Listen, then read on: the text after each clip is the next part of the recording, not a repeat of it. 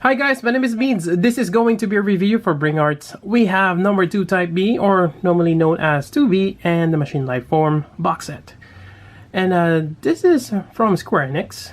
I got mine from Tatsu Hobby, although I went through a special order since this is more of a niche item.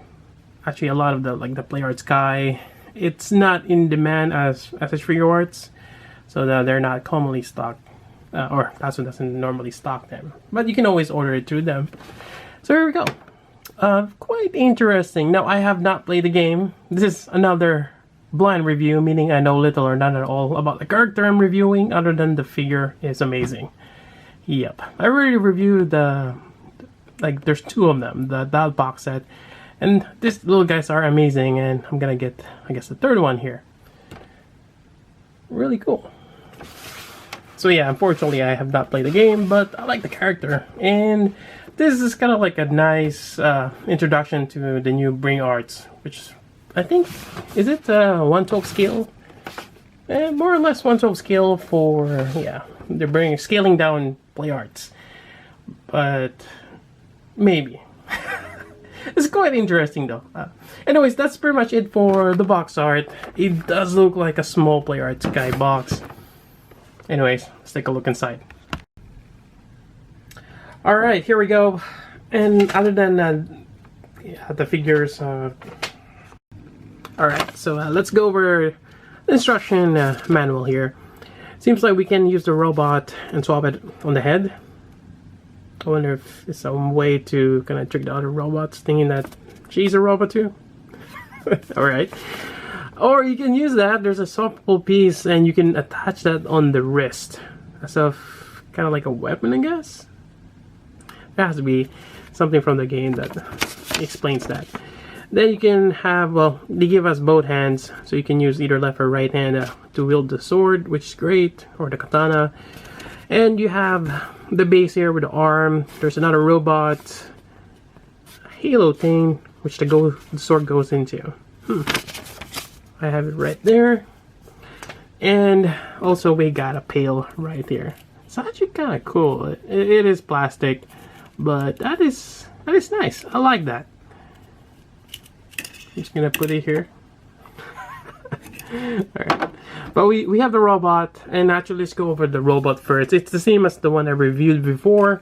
It's fairly articulated. You got a ball joint there. You got a hinge, articulation here on the shoulder, or sorry, the elbow.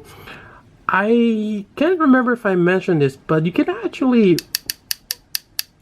rotate this section here, although it is very tight, as you can hear from that. It was kind of nerve-wracking trying to turn that, but there is a joint there. Just be careful. Another hinge for the wrist. And you have these 2 hands here. Now this is the only hand for this box set. If you want to have one that can hold weapons, it's on the 2-pack, the other one. So there we go. Maybe you might have to use some kind of string or blue tag to make it work. And I would take that you can also dismantle this, but the first time you're doing that, it's going to be a little tough. Maybe some paint is kind of stuck there. You got the hinge here on the legs, as well as the, I guess, the ankle right here. There we go, some nice details. So yeah, it's a really cool robot, and there is a ball joint there for the neck. Rotate that around. So there we go. Alright, next up is this little robot here.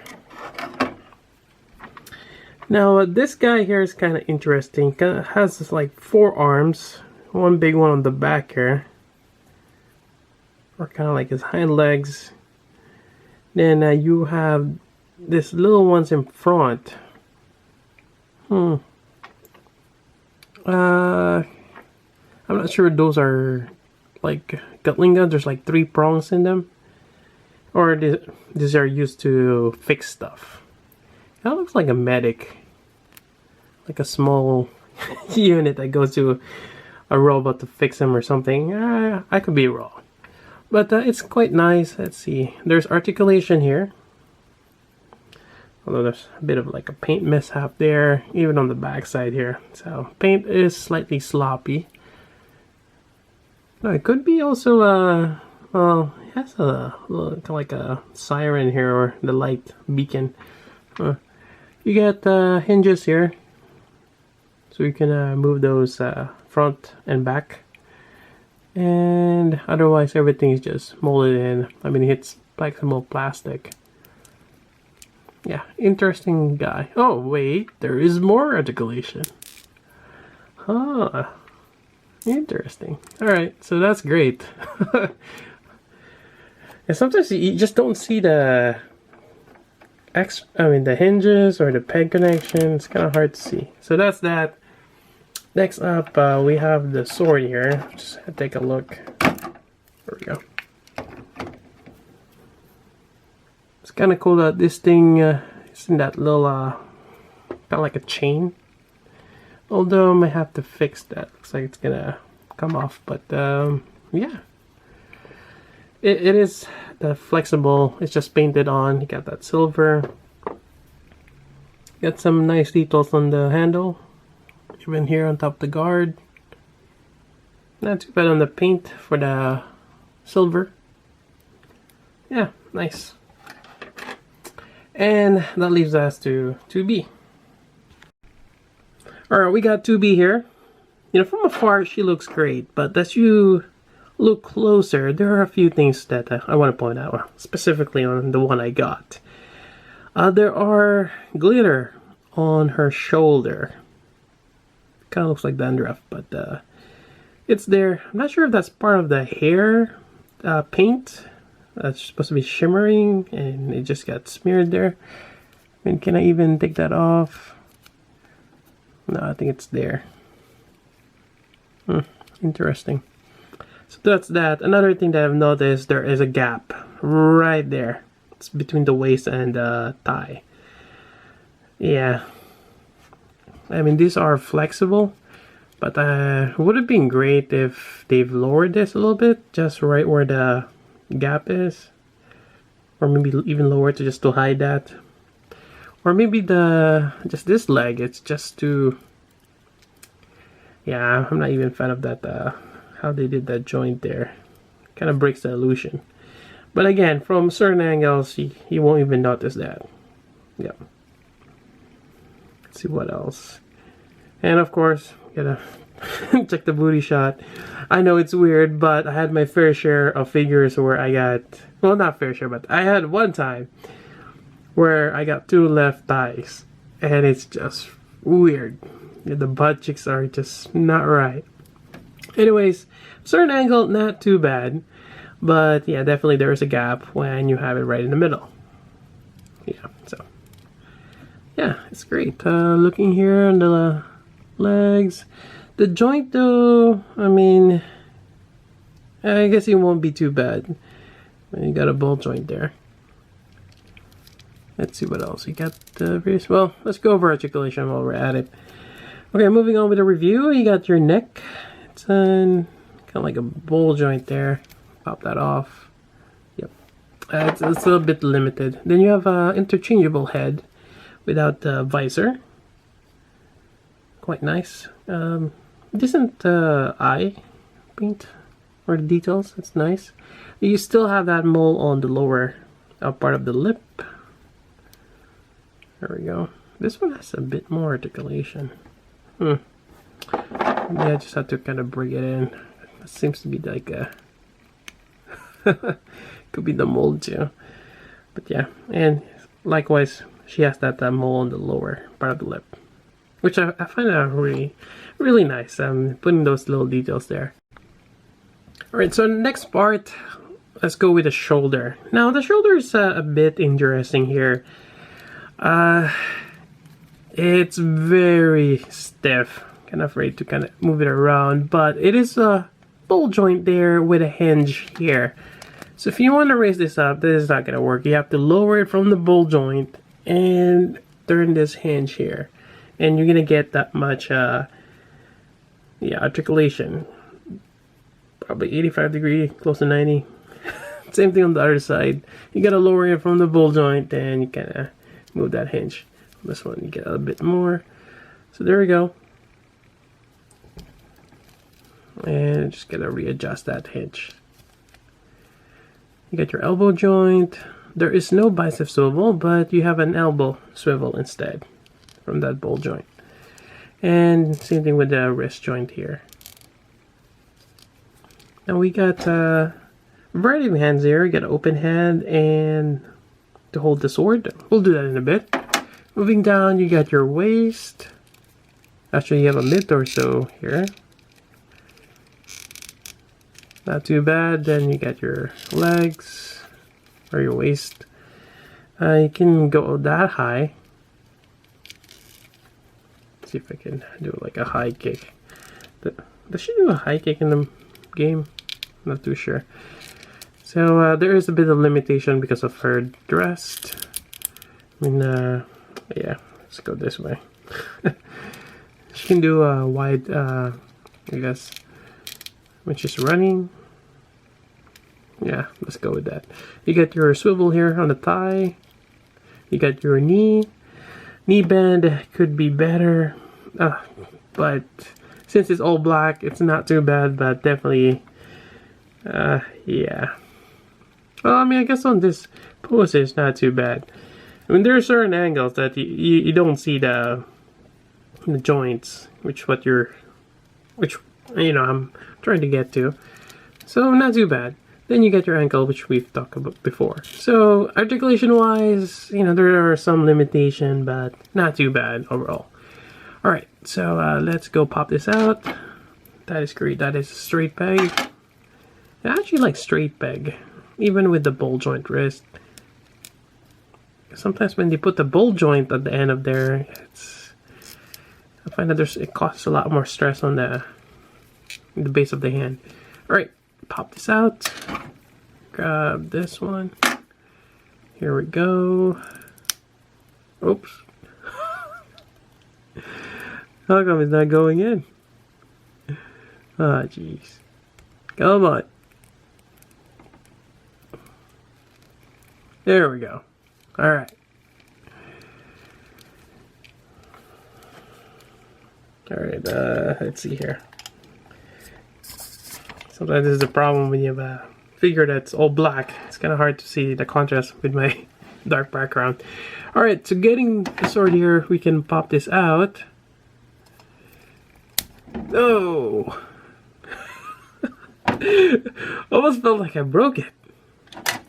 That paint, yeah, there's a lot of paint or joints that you need to kind of crack the paint off. Alright, so just getting at the right angle here. There we go. And definitely you can probably use two hands with that, you know, the length of the handle. And is this only one way? Yep. There we go. Quite nice. Alright, let's see if I can do some poses here. Get some wide stands. Yeah, I'm kind of worried about those high heels. Sometimes they make posing a little difficult. Just... Alright. Come on. Alright, there we go. Yeah, that looks great. Now, next part is the gimmick with the head, which I'm not too keen on doing, but we're gonna go for it. Alright, let me get her on the back here. Come on, instead. There. Alright, grabbing this little guy here, we gotta pop the head off. It's kind of like the hardest part. It's a ball joint. Come on. Oh, did I break the wrist? Jeez. Sometimes you never know. Well, so far it's holding. I haven't broke them yet. Alright, so this part here, we're gonna pop this out. And actually, yeah, let's see here. we'll just go ahead and attach this. There we go. I think it's a lot easier if you just take out this piece, pop that in.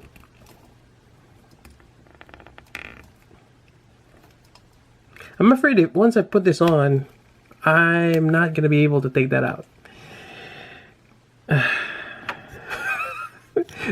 They could have made that a little... Then again, I'm not sure if that's going to work on that. Huh.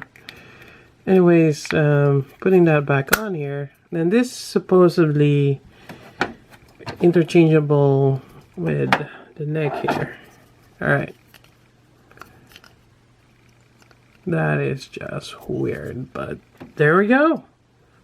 I guess that's a thing. Oops. Alright. And will this work here? I don't know. No. There we go. Nice. Okay, so that's that gimmick. Let me pop that out here. Let's put her head back. No, the other one. Here we go. Come on. I should be definitely using the stand, but I just want to demonstrate that you can have her stand on her own without any help. Alright, so let's pop this off. Get that piece off there somehow. I